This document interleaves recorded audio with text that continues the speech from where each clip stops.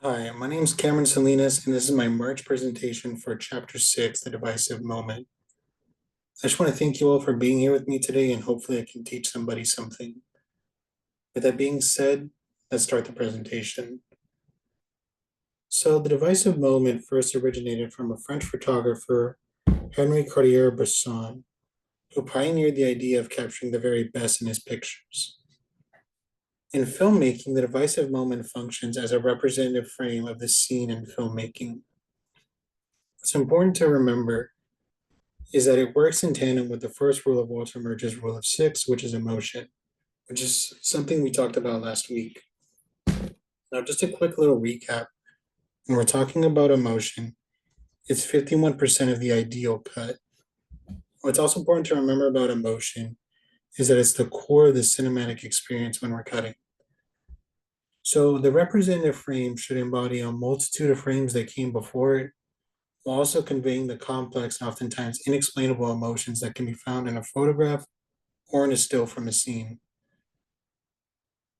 What's also important to remember is that the goal of the divisive moment is to force a reaction out of you, the editor, and make you question the frame in a way that you have an interpersonal relationship. But I'll talk more about that later. So, when we're looking at the practicality of it, during the start of post production on The Unbearable Lightness of Being, the editor Walter Murch would look through the dailies he was sent every 2 weeks. He would watch all the footage, he would take notes, and he would make sure they were in sync. And something else he did is he would select the representative frame from every setup. If you don't know what a setup is, it's essentially a camera position. Some setups during the movie were complex in terms of staging and camera movement, thus requiring several representative frames. In fact, in the book, Walter Murch states that every now and then you would need 3 representative frames for the complex shots, and that in one particular scene there was 7, which I was surprised to read. Now, during the production, the representative photos for The Unbearable Lightness of Being are displayed in a way that collided against each other and they read out like a passage or a page from a book. They went from left to right and then they went down a row. And this process was repeated over and over again. The typical passage consisted of 130 photos to one passage, or as they're called in film, a panel. A fun fact for this movie is The Unbearable Lightness of Being ran for a total of 2 hours and 51 minutes. Consisted of 16 panels with a rough average of 130 photos, give or take. So let's talk about the alternative uses. They serve as a reference for when the director has an inquiry about a certain shot that he needs to be resolved. Oftentimes, he could just be double checking or looking to find something he may have missed. And speaking of missing, they provide a record of even the most intricate of details beyond the ability of even the best continuity person can call.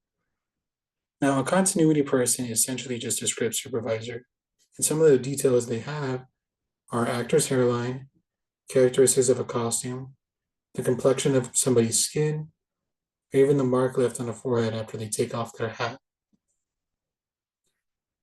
Another value they have is they're a great resource for the publicity department. Now, in today's world, that would probably be the social media or the marketing team. But what's also great is they work with any other film department as a cross reference for a jumping on point, which can be very helpful. When we're talking about the responsibility, we have to remember that choosing the divisive moment should be treated like an audition with you as a casting director. And the frame is essentially an actor needing your approval because you are in charge of its audition and it wants to be in the film. But we also have to remember this is a long and repetitive process. So it's important to keep your awareness alive. Remain fresh and see the audition footage for what it's worth, both good and bad. You need to try and be objective. And remember, it's supposed to encapsulate 1,000 frames, and that can be overwhelming for a new editor. And in the book, Walter Murch states that if you're unsure of where to find it, more often than not, it's quite close to the cut point. If you're new to editing and you don't know what the cut point is, it's where the film will move from one shot or scene to the next. So with that being said, we're at the outcome. And the editing process starts when the editors choose which representative frame they like more.